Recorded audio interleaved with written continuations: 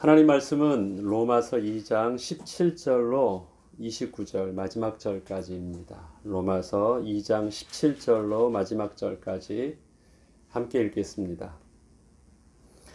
유대인이라 불리는 내가 율법을 의지하며 하나님을 자랑하며 율법의 교훈을 받아 하나님의 뜻을 알고 지극히 선한 것을 분간하며 맹인의 길을 인도하는 자여 어둠에 있는 자의 빛이요 율법에 있는 지식과 진리의 모본을 가진 자로서 어리석은 자의 교사여 어린 아이의 선생이라고 스스로 믿으니 그러면 다른 사람을 가르치는 내가 내 자신은 가르치지 아니하느냐? 도둑질하지 말라 선포하는 내가 도둑질하느냐? 간음하지 말라는 내가 간음하느냐? 우상을 가증히 여기는 내가 신전 물건들을 도둑질하느냐? 율법을 자랑하는 내가 율법을 범함으로 하나님을 욕되게 하느냐? 기록된 바와 같이 하나님의 이름이 너희 때문에 이방인 중에서 모독을 받는도다. 내가 율법을 행하면 할례가 유익하나 만일 율법을 범하면 내 할례는 무할례가 되느니라. 그런즉 무할례자가 율법의 규례를 지키면 그 무할례를 할례와 같이 여길 것이 아니냐. 또한 본래 무할례자가 율법을 온전히 지키면 율법 조문과 할례를 가지고 율법을 범하는 너를 정죄하지 아니하겠느냐. 무릇 표면적 유대인이 아니요 표면적 육신의 할례가 아니니라. 오직 이면적 유대인이며 할례는 마음에 할지니 영에 있고 율법 조문에 있지 아니한 것이라. 그 칭찬이 사람에게서가 아니요 다만 하나님에게서니라. 아멘. 바울이 복음을 설명하게 함에 있어서 율법과 복음을 대조해서 보여주고 있지 않습니다. 우리는 잠시 오해할 수 있는 것이 율법과 복음이 반대되는 입장이라는 견해예요. 그런데 바울은 율법과 복음을 이분적인 사고방식에서 율법의 반대가 복음이고 복음의 반대가 율법이라고 말하고 있지 않습니다. 또한 바울의 입장은 헬라인과 유대인이라는 마치 그것이 율법과 복음이라는 딱 그 반대 입장의 대상 속에서 어디에 속하냐라는 것을 말하려고 하고 있지 않습니다. 바울은 제가 맨 처음 지난주에도 말씀드렸던 것 같은데 바울은 자기 입장이 마치 박쥐와 같이 이쪽에도 속하지 못하고 이쪽에도 속하지 못하는 중간 단계에 있는 자기의 모습이에요. 그런데 그것이 자기가 받은 하나님 앞에서의 신령한 은혜였고 사명이었고 또 감당해야 될 자기 모습임을 그는 분명히 이해하고 있습니다. 율법과 복음에 대한 바울의 입장은 하나님께서 율법도 주셨고 하나님께서 복음도 주셨다라는 것입니다. 그러하기에 하나님께서 그 사랑하심 가운데 주신 율법과 복음은 서로 모순되지 않는다라는 것이에요. 그것을 자칫 잘못하면 율법의 반대가 복음 같고 복음 가진 자는 복음의 반대가 율법 같고 그렇게 해서 서로의 이 내용 자체가 부딪히게 됩니다. 바울은 복음을 설명함에 있어서 제일 먼저 복음의 죄에 대한 정의와 내용과 그 다음에 죄에 대한 모든 그 상황들을 계속해서 설명했습니다. 그러다가 그것이 단순한 죄에 대한 지식과 복음에 대한 지식을 접근하는 방법으로서가 아니라 바로 죄에 대한 주체가 바로 그것도 인격이잖아요. 그러니까 바로 죄라는 것은 하나님을 떠난 사람의 문제입니다. 그렇기 때문에 그 죄의 내용 속에서 바로 죄의 인으로 들어오고, 그 다음에 복음의 내용 속에서 복음의 주체 되신 그리스도로 들어옵니다. 그리고 그 헬라인과 유대인이라는, 또 이방인과 유대인, 또 율법의, 그러니까 유대인 입장에서는 자기네 기준 속에서 하나님의 선민과 나머지 이방인은 다 하나님을 떠난 죄인이라는, 저주받은 백성이라는 그런 두 갈래 길에서 그것이 서로 구분되지 않는다. 그것을 구분케 하는 것이 율법이었는데 과연 그러한가 해서 그 율법이 구분하지 않는다라고 말을 하고, 이방인과 유대인이 신분적으로나 아니면 혈통적으로는 분리되어 있지만 하나님의 보시는 의의 기준 속에서는 다르지 아니한 동일한 죄인이라. 그래서 바울이 로마 성도들에게 편지를 하는데, 얼핏 보면 로마 성도들과 바울은 굉장히 다른 신분적, 종교적, 혈통적 배경을 가지고 있는 것처럼 보이지만 우리는 하나님 앞에서는 동일한 죄인의 모습으로 같은 사람이라는 것을 이렇게 말해주면서 하나 돼 가고 있습니다. 그것을 논리적으로 점점 단계적으로 계속 붙어 나가고 있습니다. 여러분, 직선을 그리려고 하면 한 번에 이걸 다 긋지 못한다고, 자가 짧아서 만약에 이 긴 직선을 다 긋지 못한다고 하면 여러분은 어떻게 긋겠습니까? 일단 밑에 바른 기준이 있으면 점을 두 개를 찍죠. 그럼 그 선을 긋습니다. 그 다음에 요점부터 또 요점까지 재가지고 선을 그으면 이게 쭉 직선을 하면 나중에는 틀려요. 그래서 언제나 어떻게 해야 되냐면 점과 점을 찍고, 그 다음에 또 점을 찍으면 이 점에서부터 이렇게 합니다. 또 점을 찍으면 또 하나를 더 찍고 이 점에서부터 이 점을 합니다. 그러면 이 선이 그냥 직선으로 계속돼요. 저는 성경을 읽을 때 좀 그렇게 성경을 읽는 경향이 있습니다. 뭐냐면 성경은 전체 문맥을 이해해야 되기 때문에 그냥 그 한 부분만 집중하다고 보면 전체 성경의 문맥 속에서 의도하는 바가 잠시 그 길을 잃을 수가 있습니다. 그래서 이 말을 요것만 딱 띄어서 보면 다른 식으로도, 다른 관점과 다른 입장에서도 해석이 가능할 수 있는데, 그 전체 문맥 속에서 이 내용을 쓸 때는 다른 식으로 해석하지 않고 저자가 말하려는 그 의도 속에서만 제한돼서 보아야 될 필요가 있거든요.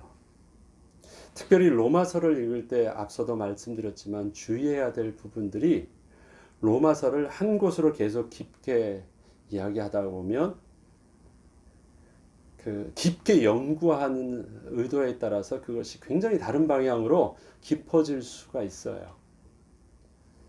다루는 내용이 그렇게 깊기 때문에 그렇습니다. 그런데 이거는 지금 로마 성도들에게는 서신서잖아요. 신학 서적을 이 신학생들에게 가르치려고 하는 뭐 연구서가 아닙니다. 서신서예요. 그리고 그것은 전체적인 흐름 속에서 이게 하나의 그냥 편지 한 덩어리입니다. 그래서 뭔가를 계속 말하고자 하는 그 내용 속에서 이러한 신학적인, 그 다음에 복음적인 그러한 어떤 지식과 그다음 원리들을 계속해서 설명한 것이지 그 자체를 설명하려고 한 것이 아니에요. 그러기에 이것을 굉장히 깊이 설명하다가도 더 나아가지 않도록 앞에서 말하려고 했던 그 흐름들을 또 다시 와야 되고, 이것을 또 그 다음에 말하려고 하는 부분들이 뭔가에 대한 것들도 다시 생각을 해서 그만큼만, 그 다음에 그 방향만 가지려고 노력을 해야 됩니다. 여러분들이 이 성경을 읽을 때는 그래서 그 하나의 한 구절과 한 문장에만 막 집중하는 것도 중요하지만 그 집중함은 반드시 전체 맥락 속에서 그것을 깊이 연구함이 필요합니다. 제 설교가 자꾸 길어지는 이유가 그것입니다. 자꾸 앞에하고 뒤에가 반복적인 것을 말하려는 것이 아니라 스스로가 그 방향들을 좀 놓치지 않으려고 하는 부분들이 있는데, 특히 로마서는 좀 더 긴장하게 돼요. 다른 것보다 그냥 큰 이야기로 가지 아니하고 굉장히 어떤 신학적인 깊은 내용들을 하나하나 문장 자체가 다루고 있기 때문에 그것 자체를 설명하려다 보면 엉뚱하게 튀는 수가 있거든요. 그래서 2장 앞과 뒤를 보면 그렇습니다. 바울은 오늘 본문 2장 17절부터 되는 부분을 통해서요, 툭 이렇게 던집니다. 17절에 유대인으로 불리는 내가 율법을 의지하며 유대인이라 불리는 내가 율법을 의지하며 하나님을 자랑하며 쭉 하면서 스스로 믿으니까지 20절까지 쭉 나아갑니다. 그러면 여기서 유대인을 불리는 내가라고 하는 그 사람은 누굴까요? 이건 지금 누구한테 쓰고 있는 거예요? 로마 성도들한테 부르고 있어요. 뭐 유대인은 아무도 없어요. 이걸 만약에 유대인이었던 사람에게 편지를 쓰는 거라면 유대인이라고 불리는 내가 이럴 수 있느냐 하면서 막 설명을 하겠는데요. 갑자기 뜬금없이 전혀 상관없는 제3자 유대인이란 사람들을요, 2인칭에서 유대인이라 부르는 내가 그러느냐 하면서 막 앞에다 두고 책망하듯이 해요. 여기서 유대인이라 불리는 내가 누굴까요? 이 바울이에요, 바울. 바울 자신을요, 그냥 2인칭으로 두고 자기한테 하고 있는 거예요. 그러면 바울 자신까지 이렇게 들어오기까지요, 바울이 어떻게 이렇게 점점 모든 사람으로 끌어들이고 있느냐를 2장 1절부터 보죠. 그러므로 남을 판단하는 사람아, 이것도요, 아무도 없어요. 대상이 없어요. 로마 사람한테 얘기하는 것도 아니에요. 얼핏 보면 남을 판단하는 사람아라는 그 남을 판단하는 사람은 나름대로 그래도 이 이방인들보다는요, 율법이라는 기준을 가지고 있는 사람이 조금 더 이 가능성이 있어요. 뭔가 판단할 수 있는 기준을 가진 사람이 그 대상이 될 수 있는 가능성이 좀 더 많아요. 그래서 로마 사람들에게 스트레스를 안 줍니다. 남을 판단하는 사람아. 그 다음에 또 율법을 읽는 자가 아니라 율법을 행한 자가 의인이다. 그 다음에 또 먼저는 유대인에게요, 그리고 헬라인에게로다. 또 하나님은 외모로 사람을 취하지 아니하신다. 이렇게 하면서요, 점점 헬라인과 유대인의 장벽을, 유대인과 이방인의 장벽을 무너뜨립니다. 그런데 그 무너뜨리는 것을 어느 쪽에서부터 무너뜨리기 시작하냐면요, 이방인들을 정죄하거나 이방인의 문제를 삼는 것이 아니라 유대인 쪽에서부터 이렇게 하면서 그것을 이방인과 다르지 아니하다라는 것으로 점점 가지고 갑니다.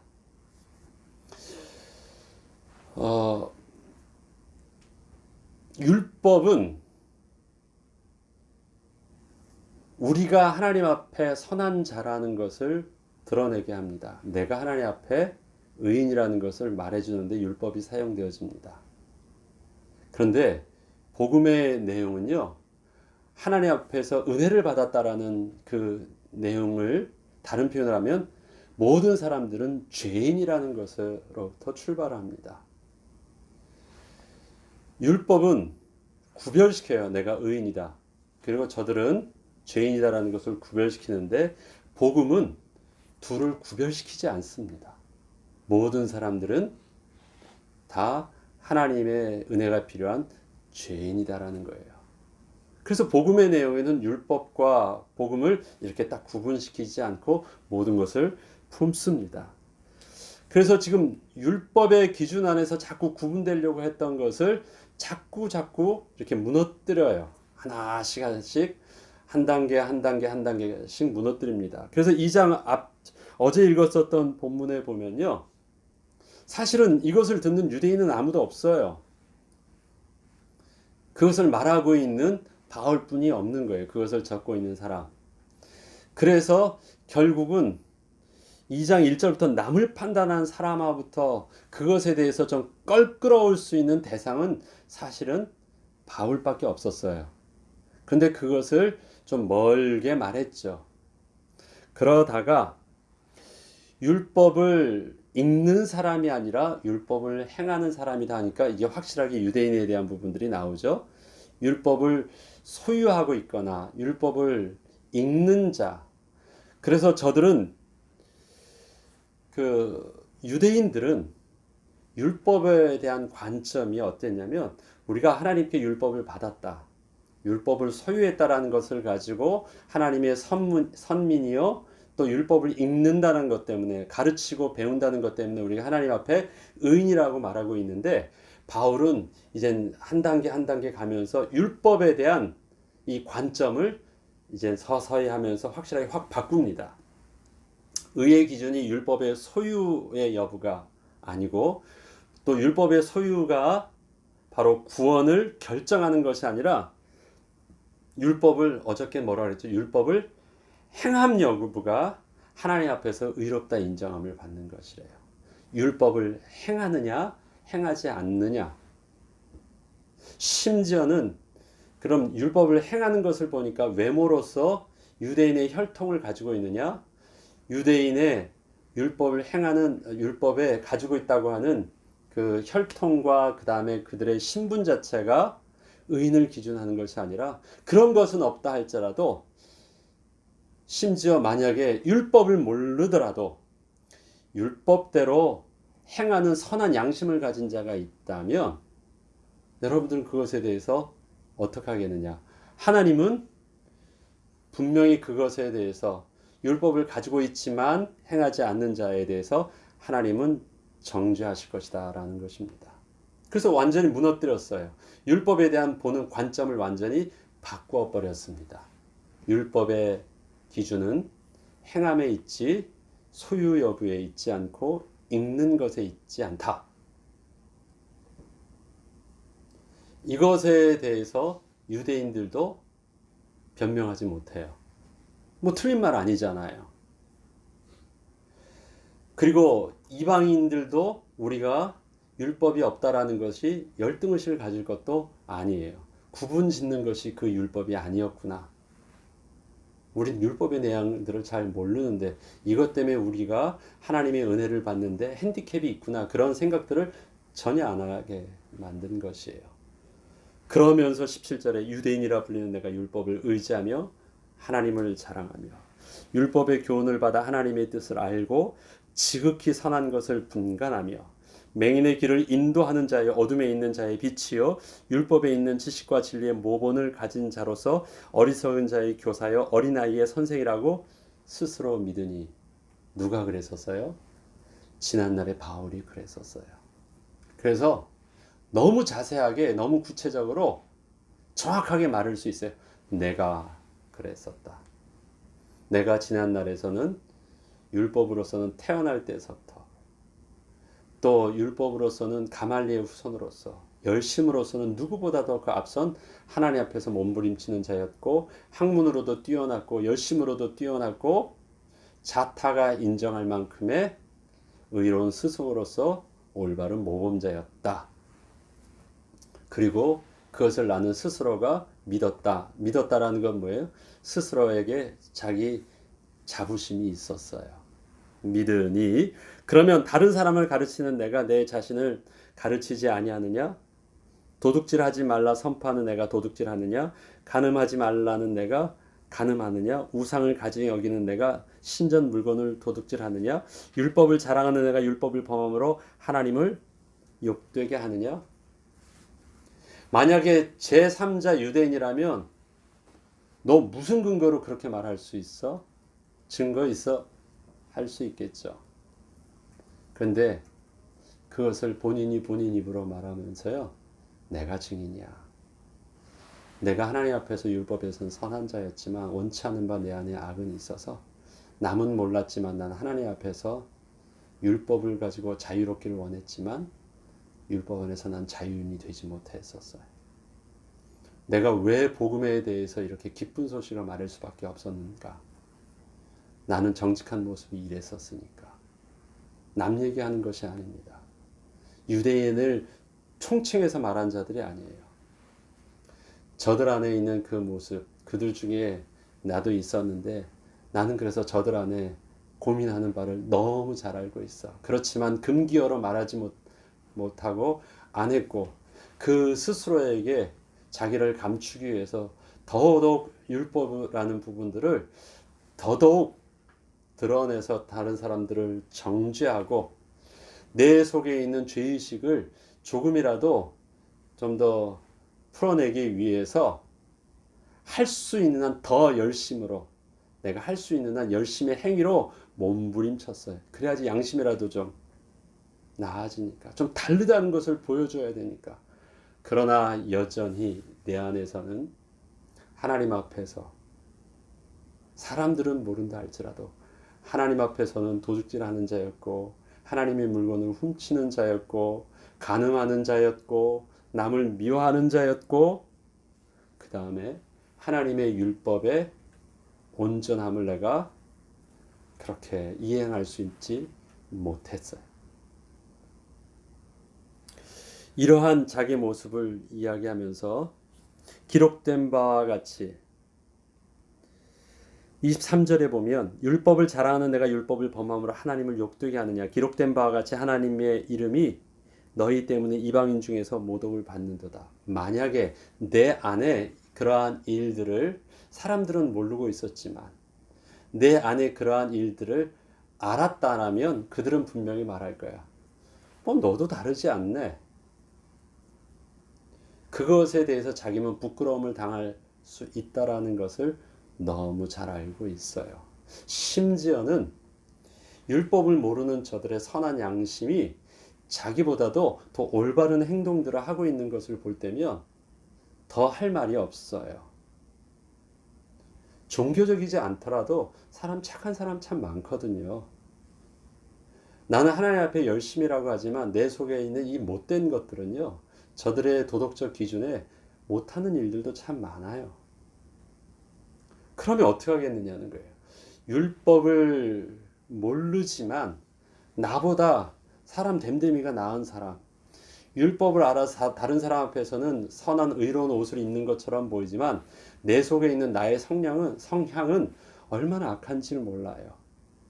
이것에 대해서 하나님은 어떻게 판단하시겠느냐요.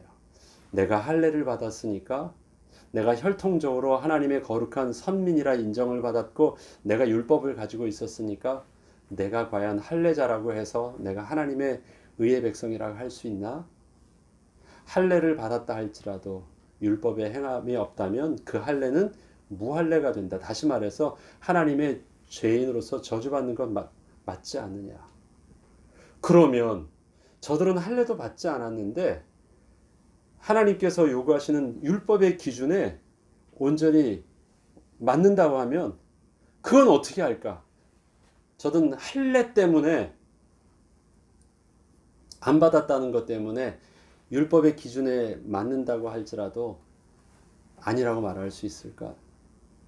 아니라는 거예요. 그렇기 때문에 할례는 겉에 눈에 보이는 외모로 취하지 아니하시는 하나님의 할례는 마음으로 행한다. 그 마음에 전 인격적으로 하나님의 말씀에 대한 온전한 순종함과 온전한 그 이행함이 그것이 바로 진짜 할례 받은 자의 하나님께서 하나님의 의의 백성이라고 인정하고 그의 손을 들어주시는 대상이 될 것이다. 그리고 할례는 그 마음에 하는 것이고 그 영에 하는 것이다. 겉에 드러나고 있는 행동이 아니다. 나는 지난날에서는 육신적으로서는 유대인이었지만 영적으로는 내 하나님 앞에서 나의 본래의 모습으로서는 하나님의 거룩한 백성이 되지 못했었다. 그게 바울의 고백입니다. 제3자 입장으로 다른 사람 입장으로 말하는 것처럼 보이지만 그것을 지금 로마 성도들에게 얘기할 때는요. 아주 부끄러운 자기 모습들, 유대인의 모습처럼 말하지만 사실은 이 내용들을 제 이방인이 만약 이것을 말하고 있다라고 하면 그것은 비난이 되겠지만 이걸 누가 얘기하고 있어요? 유대인 중에 유대인이었던 바울이 그렇게 말을 할 때에는 이것이 바울의 고백이요 부끄러움이었던 사실들을 로마 성도들이 모르지 않습니다. 그런데 왜 그것을 로마 성도들에게 유대인의 이러한 모습들을 통해서 유대인이라는 것이 하나님의 의의 백성이라는 것을 보증해 주지 않는다라는 것을 말하고 있을까요? 그것은 이방인이라고 해서 하나님의 무관심한 죄인도 아니라는 거예요. 하나님의 의의 기준은 다른 데 있다라는 것입니다.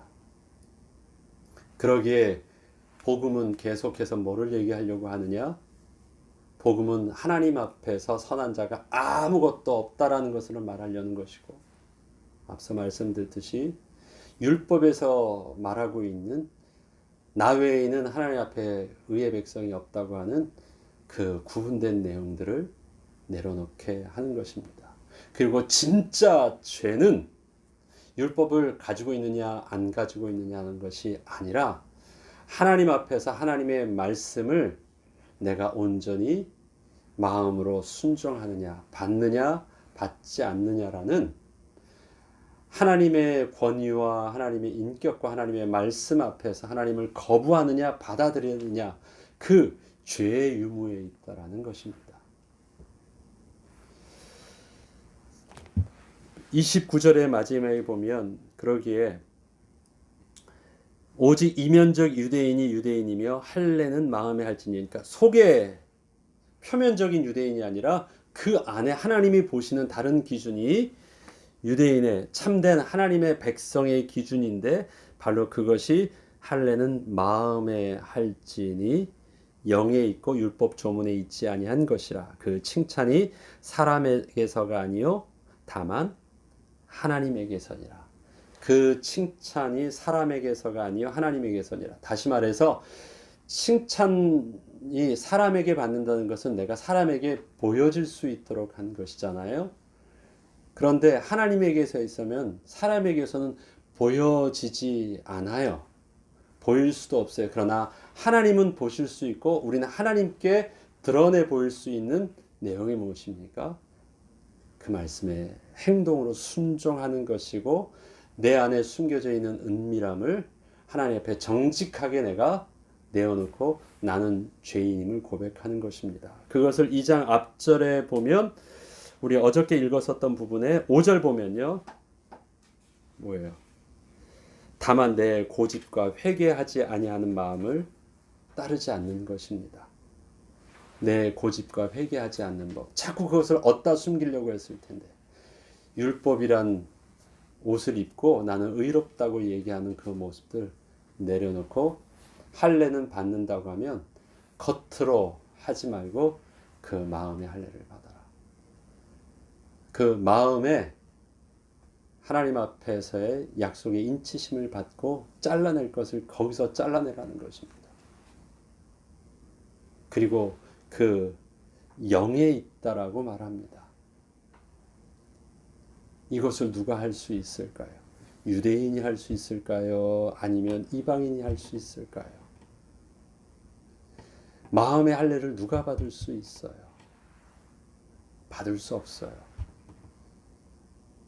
유대인, 이방인이 마음의 할례를 받고 그리스도인이 된 것,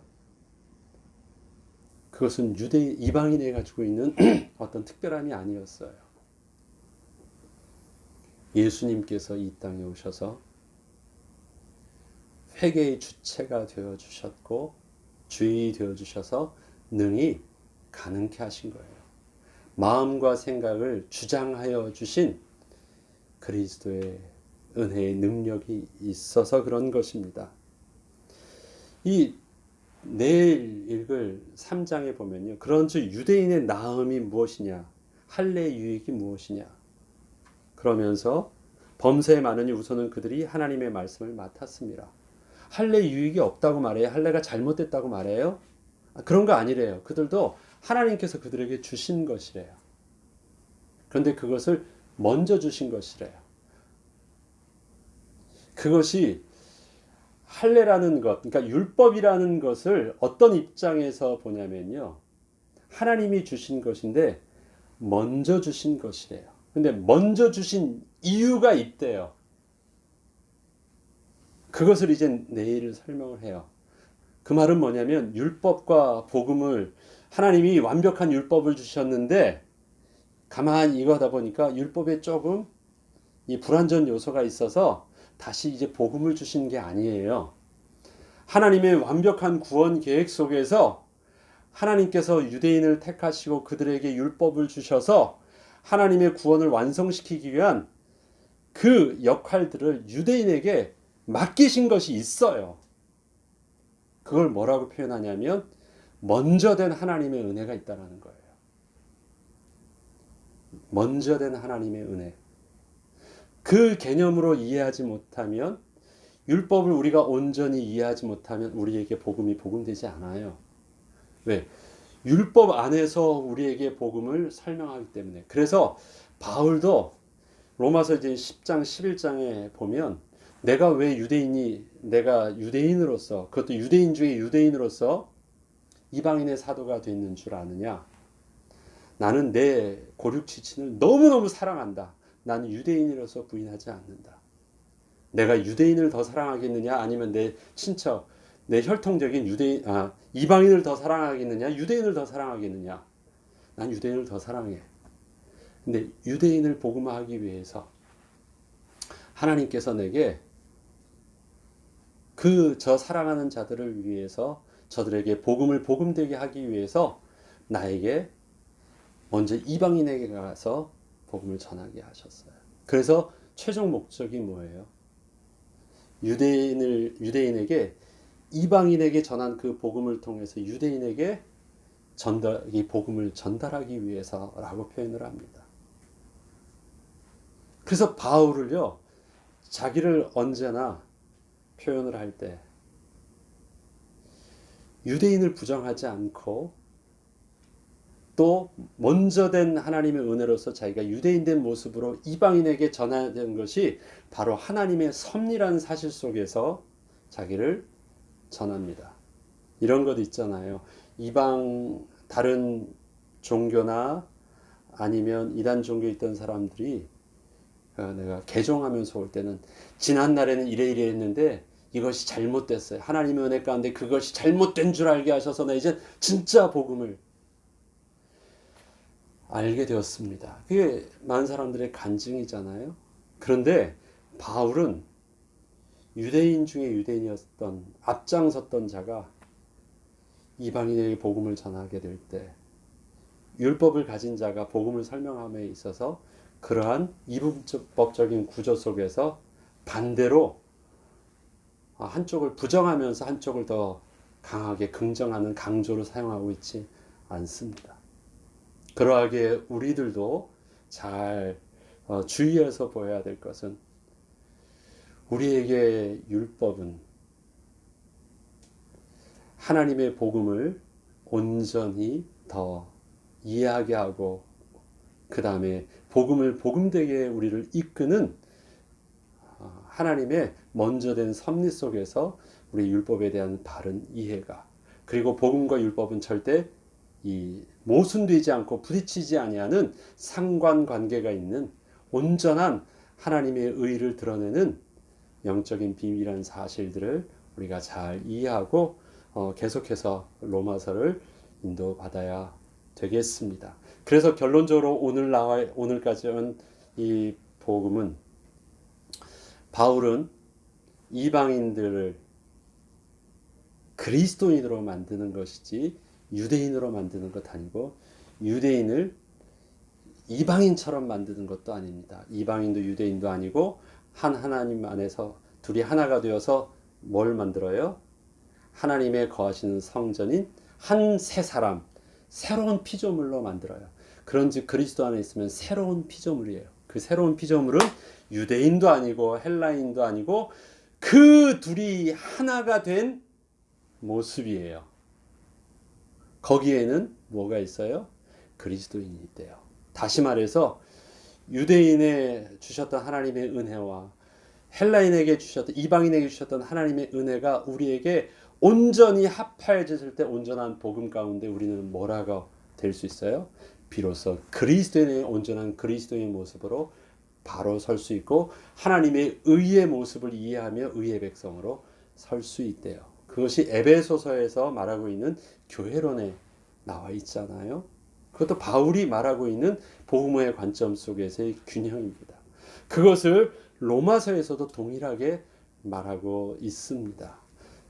계속해서 잘 우리가 복음을 이번 기회를 통해서 저희 교회가 올해가 교회가 우리는 교회입니다. 우리가 바로 교회입니다라는 중요한 신앙 고백을 올 한 해 우리 신앙의 목표로 두고 기도하고 있는 가운데 저도 지금 로마서를 계속하면서 우리가 하나님 앞에서 바른 신앙적인 또 복음적인 진리 가운데 교회를 회복하는 은혜를 달라고 기도하고 있습니다. 여러분들 로마서를 같이 묵상함에 있어서 그런 온전한 하나님의 인도받는 축복된 시간이 되도록 기도하면서 잘 인도받기를 주의 이름으로 축원합니다. 주기도문으로 마치겠습니다.